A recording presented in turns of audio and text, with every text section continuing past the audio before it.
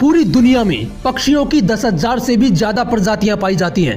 सभी के वही 2 पंजे, 2 पंख और एक गर्दन होती है। लेकिन इन्हीं में से एक ऐसा पक्षी है जिसकी एक अलग ही पहचान है, जो आसमान का सीना चीर के हजारों मीटर ऊपर 120 किलोमीटर प्रति घंटे की रफ्तार से उड़ता है, जो खुद से कई गुना वजन के शिकार को भी अपने पंजों में दबोच कर उड़ जाता है। और इसीलिए उसे पक्षियों का राजा कहा जाता है, जिसे हम बाज के नाम से जानते हैं। और एक बाज इतना ऊंचा मुकाम हासिल करता है अपनी ट्रेनिंग और अपने पुनर्जन्म की वजह से। अगर आप भी बाज की तरह इस दुनिया में एक मुकाम हासिल करना चाहते हैं, तो एक बाज के बाज बनने का पूरा सफर आपको जानना बहुत जरूरी है। क्योंकि 25 से 30 की उम्र में आने के बाद भी लोगों को रिस्क लेने से डर लगता है, लेकिन एक बाज के जीवन की शुरुआत ही रिस्क से होती है। जिस उम्र में बाकी पक्षियों के बच्चे सिर्फ चिचियाना सीखते हैं, उस उम्र में एक मादा बाज अपने बच्चे को पंजों में दबोचकर हजारों मीटर ऊपर आसमान की ऊंचाइयों में उड़ जाती है, उसे ये बताने के लिए कि तेरा जन्म आसमान का सीना चीर के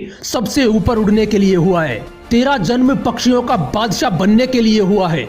जमीन से हजारों मीटर ऊपर ले जाकर मादा बाज उसे अपने पंजों से छोड़ देती है, और यहीं से शुरू होती है उसकी हाई रिस्क ट्रेनिंग। वो चूजा जमीन की तरफ तेजी से गिरने लगता है। थोड़ा नीचे आता है तो उसके पंख खुलने लगते हैं। नीचे आते आते वो अपने पंख फड़फड़ाने लगता है, लेकिन वो अभी तक उड़ना नहीं सीखा है। वो जमीन से कुछ ही मीटर ऊपर होता है। ऐसा लगता है कि कुछ ही सेकंड्स में इसका जीवन समाप्त हो जाएगा, लेकिन अचानक एक पंजा उसे अपनी गिरफ्त में लेता है और वापस आसमान में उड़ जाता है। वो पंजा होता है उसकी माँ का, जो उसके पीछे उड़ रही थी। उसकी ये ट्रेनिंग तब तक चलती रहती है जब तक वो उड़ना नहीं सीख जाता। इतनी हाई रिस्क ट्रेनिंग होने के बाद इस दुनिया को एक बाज मिलता है। बारिश के वक्त जब सारे पक्षी आश्रय की तलाश करते हैं, तब यही बाज बादलों से ऊपर उड़ता है। एक बाज की उम्र लगभग 70 साल होती है। जब वह 40 साल का होता है तो एक परेशानी उसकी जिंदगी में मौत बनकर आती है, जो आपके परेशानियों की तुलना में बहुत बड़ी होती है। क्योंकि 40 साल की उम्र में बाज की चोंच इतनी मुड़ जाती है कि उसे शिकार निगलने में बहुत परेशानी होती है। उसके पंख भारी हो जाते हैं, छाती से चिपकने लगते हैं, जिससे उड़ना बहुत मुश्किल हो जाता है। उसके पंजे लंबे और लचीले हो जाते हैं, जिससे वो शिकार को सही से नहीं पकड़ पाता। अब उस बाज के पास सिर्फ 3 रास्ते होते हैं। पहला, वो अपना शरीर त्याग सकता है।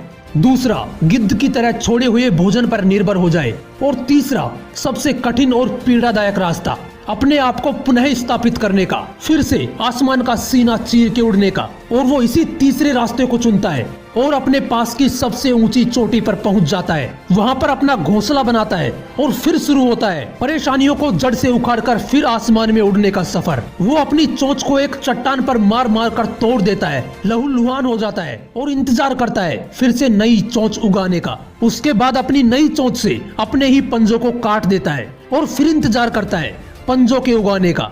उसके बाद वो अपने एक एक पंख को अपने शरीर से अलग करता है और फिर इंतजार करता है नए पंख उगाने का। और इस प्रक्रिया में उसे समय लगता है पूरे 5 महीने का। इन 5 महीनों की कड़ी तपस्या से एक बाज का पुनर्जन्म होता है। वो फिर से तैयार हो जाता है आसमान का सीना चीर के उड़ने के लिए। जो 3 रास्ते बाज के पास थे, वही 3 रास्ते आपके पास भी होते हैं। लेकिन कुछ लोग पहले रास्ते को चुनते हैं और परेशानियों के बोझ तले दबकर सुसाइड कर लेते हैं। ज्यादातर लोग दूसरे रास्ते को चुनते हैं। वो परेशानियों का बोझ पड़ते ही अपने लक्ष्य को छोड़कर एक नॉर्मल लाइफ जीने लगते हैं। और कुछ वो लोग भी होते हैं जो इन परेशानियों को लात मारकर अपनी मेहनत के दम पर बाज की तरह आसमान की बुलंदियों को छूते हैं। दोस्तों, बाज की ये ट्रेनिंग हमें एक बहुत बड़ी सीख देती है कि अगर रिस्क लेना पड़े तो लो, लेकिन अपने फील्ड में अपने आप को इतना ट्रेन कर लो कि उस फील्ड में आपसे ऊपर उड़ने के बारे में सोचकर ही लोगों के पसीने छूट जाएं।